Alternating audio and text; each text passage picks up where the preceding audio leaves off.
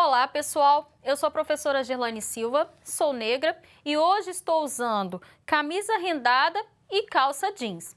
Sejam bem-vindos a mais uma aula de ciências. Quero saber de vocês, quem aí gosta de uma boa praia? Eu amo e não vejo a hora de poder pegar um solzinho numa praia com segurança. Agora imaginem o que poderia acontecer se a praia mais próxima, se o nível do mar da praia mais próxima da sua casa subisse tipo uns 12 metros. Não dá nem para imaginar, né? Inundaria tudo. Porém, alguns cientistas afirmam que é possível acontecer isso aqui no Rio de Janeiro no final do século, devido ao derretimento de geleiras lá na Groenlândia, né, como consequência do aquecimento global. Poxa vida, será que dá para a gente mudar, né, evitar isso? Bem, aquecimento global. Como mudar esse quadro? É o que discutiremos na aula de hoje. Vamos recordar o que é o aquecimento global. Bem, deem uma olhada. Devido à concentração de alguns gases na atmosfera, parte da energia solar que é refletida pela superfície terrestre fica aprisionada, o que mantém a temperatura do planeta amena. Esse é um fenômeno natural chamado efeito estufa. Porém, quando esses gases são emitidos em grandes quantidades, e isso acontece por ações humanas, como queimadas, queima de combustíveis fósseis, agropecuária, dentre outras, né? Esses gases se acumulam na atmosfera, dificultando com que parte do calor seja devolvida para o espaço, o que leva a um aumento na temperatura média do planeta, que é o que caracteriza o aquecimento global. Bem, isso é grave? Gera consequências? Sim, deem uma olhada. O aumento de 1 grau Celsius na temperatura do planeta leva ao derretimento de geleiras e a um aumento no nível do mar. Lembraram lá da história da Groenlândia, que pode inclusive respingar aqui no Rio de Janeiro, né? Pois é, além de perda de corais. Um aumento de 1,5 grau, né, leva à perda de biodiversidade e a secas severas. E um aumento para 2 graus Celsius, gente, já vai estar envolvendo ainda mais seres vivos, incluindo os seres humanos, né? Se vocês quiserem saber um pouco mais sobre essas mudanças, acessem esse link aí e vocês podem fazer isso através do seu aplicativo Rio Educa em Casa. Muito triste isso, não é mesmo? E há quem diga que aquecimento global não existe. Vejam essa tirinha. Se o calor é culpa do aquecimento global, o frio é culpa de quem, professora? Vamos lá, Carlinhos. O aquecimento global não é fake news.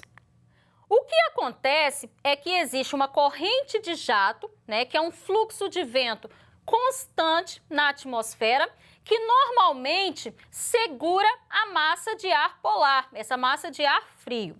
Porém, o aquecimento global vem enfraquecendo essa corrente de jato, né, fazendo o que faz com que a massa de ar polar consiga avançar. E aí a gente tem ondas de frio independente do aquecimento global. Então essas ondas de frio não contradizem o aquecimento global. Ele é real e é um problema para que se resolva urgentemente. E aí a gente tem, né, o conceito de crédito de carbono. Vejam no slide. Crédito de carbono é um incentivo à redução da emissão de gases do efeito estufa, né? Os países participantes estabelecem metas de redução, como, por exemplo, uso de energia sustentável, diminuição do consumo de energia. E quando eles recebem os créditos, né, no sistema de compensação, eles podem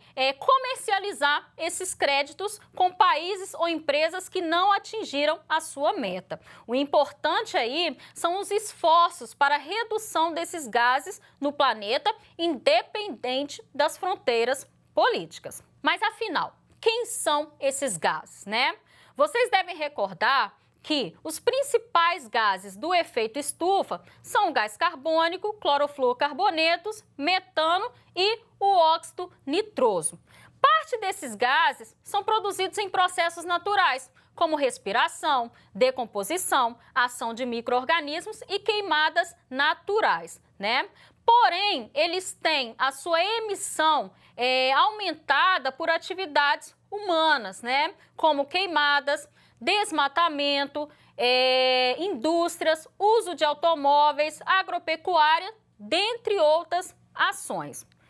No Brasil, as principais fontes de emissão de gases estufa são mudança de terra, né, que ocorrem por desmatamento e queimadas, seguido de agropecuária, produção de energia, processos industriais e geração de resíduos. Bem, se a gente sabe quais são os gases do efeito estufa e quais as atividades que os geram, sabe como a gente pode mudar o quadro do aquecimento global? Reavaliando e reduzindo essas atividades. E economizar energia é só o começo. Vamos falar de um problema, a agropecuária. A agropecuária foi responsável por 73% da emissão de gás carbônico do Brasil em 2019.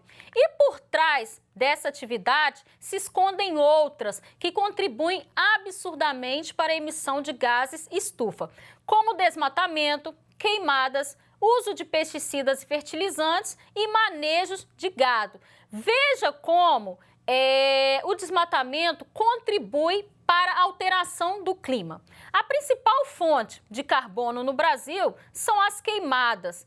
Ela vai aquecer a atmosfera, como efeito do aquecimento global, e isso vai gerar climas extremos, como as tempestades, que de vez em quando a gente vê notícias que acontecem na nossa cidade, ou futuramente levando ao aumento do nível do mar, né? E isso prejudicaria principalmente cidades litorâneas como Santos, Rio de Janeiro, Salvador, dentre outras. No Brasil, os principais produtos da agropecuária são a soja, a cana-de-açúcar, o café, carne de gado, milho, dentre outros. Então, professora, se essa atividade gera alimentos que são tão importantes para a gente, como é que a gente pode diminuir essa atividade?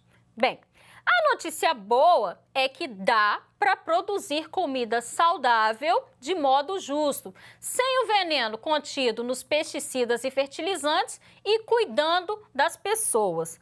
Vários agricultores no Brasil estão investindo em tecnologias para aumentar a qualidade do solo, melhorar a saúde do solo, né? E melhorar também a biodiversidade. Práticas agrícolas regenerativas, como plantio direto, rotação de culturas, mantém o carbono no solo, né? E por outro lado, essa matéria orgânica rica em carbono vai nutrir as plantas e fazer que elas cresçam mais saudáveis. Com relação ao consumo de carne vermelha, né? Além de todo o desmatamento e queimada que são gerados para manejo desses rebanhos, nós já sabemos que as vacas soltam puns e arrotos e dos brabos, né? Cheios de gás metano que se acumulam na atmosfera. Então, gente, a alternativa mais urgente é parar de comer carne vermelha ou reduzir o seu consumo. Comida sem carne salva o planeta. Vocês sabiam, né, que alimentos como berinjela, lentilha e quinoa são ricos em proteínas e podem substituir a carne vermelha? Pois é, além disso, gente, venhamos e convenhamos, o preço da carne vermelha está pela hora da morte, né? Então a gente tem aí um bom motivo para reduzir o consumo de carne vermelha.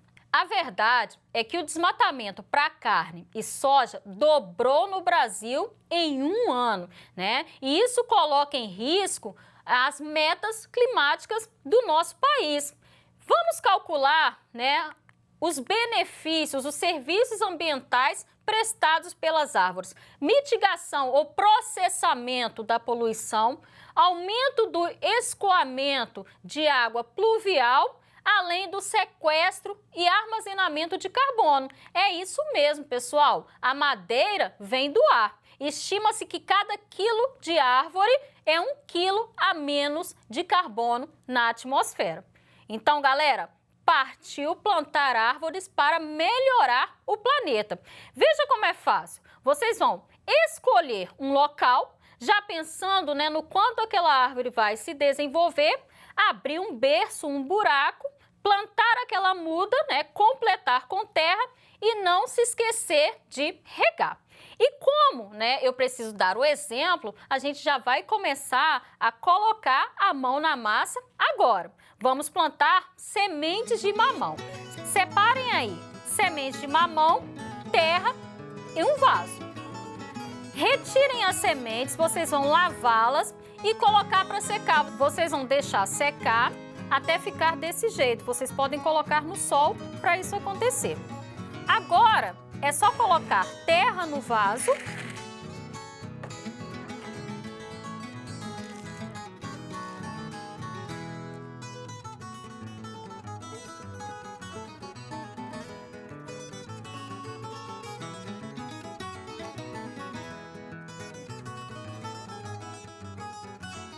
E separar 2 sementes por vaso para plantar, para criar a sua muda de mamão. Cubra com terra.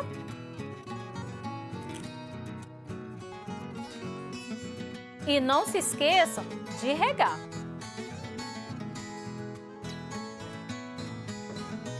Bem, para mais dicas sobre como cuidar da sua muda de mamão, é só acessar o link que está aparecendo aí na sua telinha. Agora nós vamos falar de um outro problema: carros. O Brasil já tem um carro a cada 4 pessoas, né? E estima-se que esses carros liberam até 73% dos gases de efeito estufa. Uma alternativa é optar por transportes coletivos, já que eles conseguem transportar mais indivíduos, né, de uma só vez. Mas o ideal, gente, é optar por transportes que geram menos emissão de gases, como é o caso das bicicletas. Veja as vantagens de ir de bike. Elas ocupam menos espaço, elas são mais baratas que um carro, precisa-se de menos matéria-prima para construir bicicleta e elas consomem muito menos energia do que os carros. Então, compartilhem essa ideia. Vá de bike. Agora, olhem isso. Em uma semana, os brasileiros jogam no lixo 1,5 tonelada de resíduos sólidos, né? E em aterros sanitários, esses resíduos são responsáveis pela emissão de gases, como o gás metano, né? O que fazer com tanto lixo? Primeira coisa, que tal produzir menos lixo, consumir menos, né? E uma outra alternativa para a gente trabalhar o lixo que a gente já tem é reaproveitar. Olhem essa dica, mostrando a compostagem, onde o que era lixo vira adubo. Você pode utilizar resíduos orgânicos como resto de comida e até mesmo as folhas secas do seu quintal para fazer a compostagem, o que vai gerar o chorume, que age como adubo e pesticida. Muito legal, não é mesmo? Se você gostou dessa ideia, mira no QR Code que está aparecendo na sua telinha e aprenda a fazer uma composteira de garrafa PET. Bem, pessoal, vamos lá. Vocês viram que todo produto que a gente consome tem uma história, que vai desde a extração de matéria-prima até o seu descarte. Cada etapa dessa gera emissão de gases estufas, né? Então, escolhas de consumo que priorizam o máximo aproveitamento dos produtos adquiridos, além de evitar o desperdício, contribui para a redução da emissão desses gases, né? E para encerrar a nossa aula, eu deixo o desafio. Que tal começar de agora? Gerar menos lixo, né? Plantar árvores e sempre fazer escolhas que vão ser sustentáveis, né? Para salvar o meio ambiente de toda essa poluição. A nossa aula vai ficando por aqui. Compartilhem essas ideias. Até a próxima!